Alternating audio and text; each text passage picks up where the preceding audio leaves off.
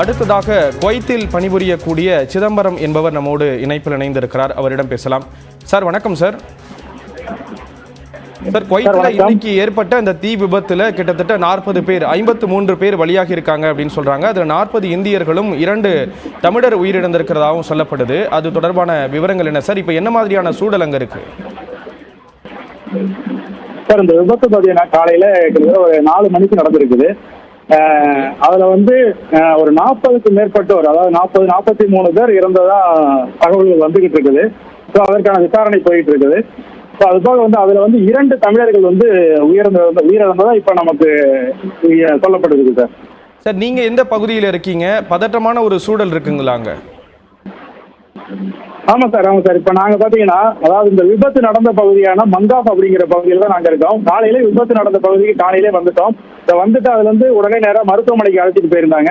அந்த மருத்துவமனைக்கும் போயிருந்தோம். இந்த விபத்துல பலியான மற்றும் காயப்பட்ட அத்தனை பேரையும் 4 மருத்துவமனையில பிரிச்சு வச்சிருக்காங்க. இப்ப நாங்க ஒரு மருத்துவமனைக்கு போயிருந்தோம். அங்க நம்முடைய இந்திய தூதர் வந்திருந்தாங்க பார்வையிட்டு இறந்தவங்களையும் பார்த்திருக்காங்க. அது போக காயப்பட்டவங்களையும் அவங்களுக்கு ஆறுதல் சொல்லியிருக்காங்க. அடுத்தது நாங்க மறுபடியும் இதுல பாதிக்கப்பட்டவங்களை பாதிக்கப்பட்டு கொஞ்சம் பயத்துல இருக்காங்க சில பேர், அவங்க எல்லாம் வேற ஒரு கேம்புக்கு மாற்றி வச்சிருக்காங்க. இப்ப அவங்களை பார்க்க வந்திருக்காங்க. சரி சார், மீட்பு பணியெல்லாம் முழுசா முடிஞ்சிருச்சுங்களா? எவ்வளவு பேர் அங்க இருந்தாங்க? அது தொடர்பான உறுதியான தகவல்களை தெரிவிச்சிருக்காங்களா? சார், மீட்பு பணி முடிஞ்சிருக்குங்க. இன்னும் அதுக்கான தேர்தல் உள்ள போய்கிட்டு தான் இருக்குது. இன்னும் அந்த இடத்துக்கு நம்ம நெருங்க முடியல. சுத்தி குவைத் காவல்துறை பாதுகாப்பு பணியில இருக்காங்க. மற்றும் மீட்பு பணியில குவைத் காவல்துறையும் டிஎன்எஸ் படையினரும் மீட்பு பணியில போயிட்டு இருக்காங்க. இன்னும் பாத்தீங்கன்னா அந்த இடம் ஒரு பரபரப்பாவே இருக்குது. இன்னும் அந்த உள்ளவருடைய மனநிலையெல்லாம் பாத்தீங்கன்னா இறுக்கமான மனநிலையாவே இருக்கு. யாருமே அங்க நடந்ததை பற்றி விளக்கமா சொல்லக்கூடிய மனநிலையில யாருமே இல்லை சார். ஓகே சார், இந்த இறந்து போன அந்த 2 பேரோட தொடர்பான விவரங்கள் ஏதாவது வெளியிடப்பட்டிருக்கா? அதிகாரப்பூர்வமாக அது பற்றின ஏதாவது தகவல்கள் வெளியாகி இருக்கா? இந்திய தூதரகம் சார்பாக என்னென்ன மாதிரியான நடவடிக்கைகள் அங்கே எடுக்கப்படுது? சார், இந்திய தூதரகம் முழு மூச்சா இதுல இறங்கி எல்லா இடத்துலையும் இந்திய தூதரகத்தின் அதிகாரிகள் முழு மூச்சா இதுல மீட்பு பணியில ஈடுபட்டிருக்காங்க. மறுபடியும் அவங்களுடைய இந்த டேட்டா கலெக்ஷன், அதாவது அவங்க பற்றி விவரங்களை சேகரிக்கிறதுலையும் அவங்களுக்கான அடுத்த கட்ட உதவிகள் என்ன செய்யலாம் அப்படிங்கறதுலையும் ஒரு குழுவா இணைஞ்சு செயல்பட்டு இருக்காங்க. இந்திய தூதரே அந்த இடத்துல பார்வையிட்டு இருக்காங்க. அது போக பாத்தீங்கன்னா தமிழர்கள் 2 பேர் இறந்திருக்காங்க அப்படிங்கிற தகவலையும் அவங்களை பற்றிய முழு தகவலும் இன்னும் நமக்கு தெரிய வரல. அவங்க யாரு என்னங்கிற தகவலை அதிகாரப்பூர்வமா அரசாங்கத்திலிருந்து வந்தா மட்டும்தான் சார் அதை நம்ம சொல்ல முடியும். கண்டிப்பா சார். இப்போ இங்க இருக்கக்கூடிய தமிழர்கள் மத்தியில், அதாவது அங்க குவைத்தில் வேலை செய்யக்கூடிய தமிழர்களுடைய உறவினர்கள் இங்க இருக்கவங்க எல்லாம் பதற்றத்தில் இருப்பாங்க. யார் இறந்திருப்பா என்ன அப்படிங்கிற ஒரு கேள்வி எல்லாம் இருந்துட்டு இருக்கும். எந்த பகுதியில் இந்த இது நடந்தது? எந்த நிறுவனம் சார்ந்த ஒரு இடத்துல இந்த விபத்து நடந்தது? அந்த விவரம்.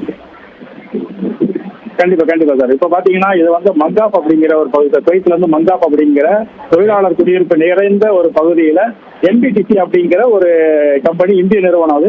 அங்கதான் இந்த விபத்தானது நடைபெற்றிருக்குது. இதுலயே இப்ப பாத்தீங்கன்னா 2 பேர் காணவில்லை அப்படிங்கிற ஒரு தகவலும் இப்ப நமக்கு வந்திருக்குது. அது பாத்தீங்கன்னா ஒருத்தர் திண்டிவனத்தை சேர்ந்த ஷரீப் அப்படிங்கிறவரும் திருச்சியை சேர்ந்த ராஜி அப்படிங்கிறவரும் காணல அப்படிங்கிறது நண்பர்கள் வட்டாரத்துல காலையில இருந்து ஒரு பரபரப்பா போயிட்டு இருக்குது. அவங்களுடைய தகவலும் இன்னும் நமக்கு கிடைக்கப்படல சார். ஓகே சார், அங்க வேற ஏதாவது அமைப்புகள் தமிழர்கள் நலன் சார்ந்து இயங்கக்கூடிய அமைப்புகள்லாம் இதுல இறங்கி வேலை செய்யறாங்களா? என்னென்ன மாதிரியான நடவடிக்கைகளை முன்னெடுத்திருக்காங்க? கண்டிப்பா சார். இதுல இப்ப காலையில இருந்து பாத்தீங்கன்னா நம்மளோட வெளிநாடு வாழ் தமிழ் இந்தியர்கள் சங்கம், அதுதான் இப்ப நான் செயல்பட்டு கொண்டு இருக்கக்கூடிய அமைப்பு. பிளஸ் என்னோட இணைந்து எங்க அமைப்போட இணைந்து வெளிநாட்டில் வாழும் தமிழ் நலச்சங்கமும் எங்களோட இப்ப இணைந்து இந்த பணியில நாங்க காலையில இருந்து ஈடுபட்டு இருக்கோம். இன்னும் மற்ற அமைப்புகளும் அவங்களால முடிந்த அளவு இந்த பணியில ஈடுபட்டிருக்காங்க சார். நிறைய அமைப்புகள், தமிழ் அமைப்புகள் இதுல இணைஞ்சு செயல்பட்டு இருக்காங்க. இப்ப நாங்க காலையில இருந்து இது கூடயே நாங்க இருக்கிறதால இந்த தகவல் எல்லாம் இப்ப உங்களுக்கு சொல்ல முடியும்.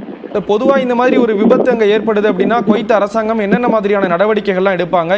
இன்னைய நிலவரத்தை பொறுத்த அளவுல என்னென்ன மாதிரியான சூழல் அங்க இருக்கு சார்? என்னென்ன நடவடிக்கைகள் எடுத்திருக்காங்க? குவைத் அரசாங்கம் எப்பவுமே இது மாதிரி ஒரு நிகழ்வுகள் நடைபெறும் போது கண்டிப்பா முழு ஒத்துழைப்பு கொடுத்து அவங்க உள்ள எந்த நாட்டவராக இருந்தாலும் சரி, இந்தியர்னு இல்லை, எந்த நாட்டவராக இருந்தாலும் சரி, அவங்க மீட்டு அவங்களுக்கான உதவிகள், அதாவது இதுக்கு அடுத்து செய்யக்கூடிய என்ன உதவிகள் செய்யணும், அது போக அவங்களுக்கு வந்து இப்போதைக்கு சிகிச்சை அப்படிங்கிற எல்லா விதத்திலையுமே வந்து குவைத் அரசாங்கம் முன்னின்று செஞ்சுக்கிட்டு இருக்காங்க. எப்பவுமே குவைத் அரசாங்கம் வந்து இங்க இருக்கிற மக்கள் வந்து எதுவும் கைவிட்டது கிடையாது. அதே மாதிரிதான் இந்த நேரத்திலையும் குவைத் அரசாங்கம், குவைத் அதிகாரிகளும் வந்து எல்லா மருத்துவமனைகள், எந்த மருத்துவமனைக்கு நாங்கள் 4 மருத்துவமனை போனதுல எங்க போனாலும் அங்க வந்து குவைத் அரசாங்கத்தின் அதிகாரிகள் பெருமளவில் இருந்துகிட்டு அடுத்த கட்டமா நம்ம என்ன பண்ண போறோம், அதுக்கு வந்து அவங்களுக்கு என்ன தேவை அப்படிங்கிற அந்த ஆய்வுல வந்து மேற்கொண்டு சிறப்பாக செயல்பட்டு இருக்காங்க. பதற்றமான ஒரு சூழல் இருக்கக்கூடிய சூழல்ல அங்க இருக்கக்கூடிய நிலவரத்தை பகிர்ந்துகிட்டீங்க. நன்றி திரு சிதம்பரம்.